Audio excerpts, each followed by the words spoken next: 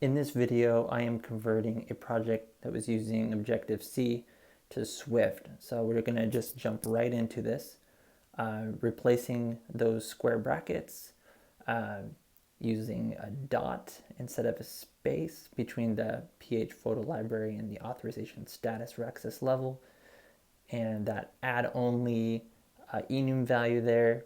We're using the dot and the short name of the enum value.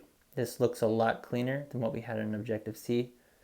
You can see a lot more on one line. It's easier to read. So I'm doing the same thing with the second part of the conditional statement, placing that with denied, and letting the auto-completion do a lot of work for us so that we don't need to worry too much about typos. Also, Xcode helps us a lot, giving us errors that we can see what went wrong if we happen to make mistakes, so we don't have to worry too much about getting it wrong.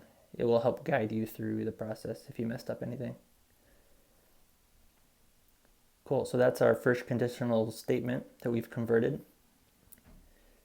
Notice I've removed the surrounding parentheses in the conditional statement, and I put the curly bracket in line with the conditional, which is a pretty common convention in Swift projects. Now I'm converting this alert controller initialization statement. You'll probably have NSLocalizedString usage throughout an Objective-C project. That's pretty common. So you just replace those at symbols with nothing. You just remove the at symbols, and then you add a comment, colon, prefix on the second part of the NSLocalizedString statement. So for each argument in that function, we're putting commas between the NSLocalizedString argument, the message, and the preferred style. And now we're fixing up the add action method there, the method call. Again, using the short name for the enum values.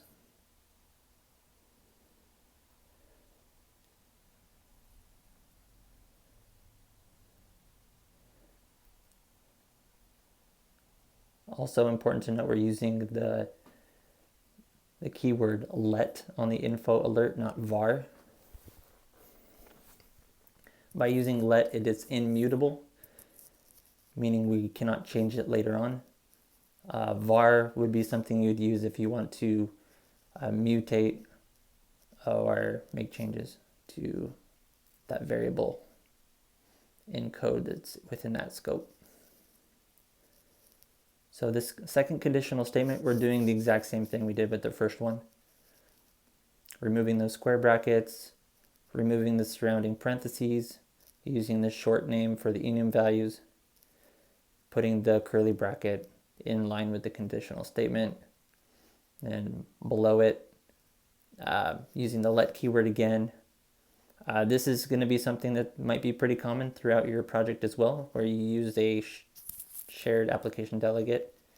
And in Swift, you got to cast this to your custom app delegate. And if you forget how to do this, that's okay. Just search your project for anywhere you've done it before. You got to force cast this to app delegate. Only do a force cast with as exclamation mark if you are 100% certain that it is safe to cast it.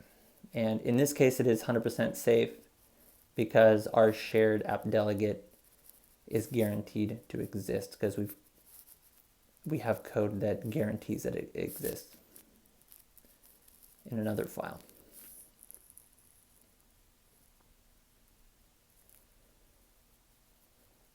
This part of the code might be a little tricky coming from Objective-C. Normally the completion callback is the last argument in the function call, but in Swift you pass it as a closure. What that means is you put it within curly brackets at the end of the function call. And then in line with that curly bracket, you put status in, or whatever the arguments are for that completion callback. In this case, the argument is status.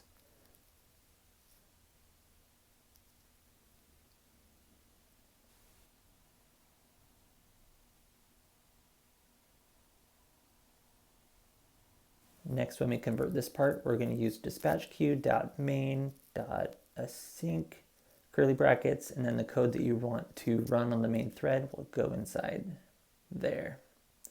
So I hope this video has been helpful for you, just giving you some quick tips and pointers on how to migrate your project from Objective-C to Swift. There are tools out there that will make your life easier, like Swiftify or maybe ChatGPT. But if you want to dive into the details yourself, convert the project yourself, and you don't want to upload your code to some online tool, this will make your life pretty easy. It's not too hard to convert the project yourself. So that's it for now. Thanks for watching.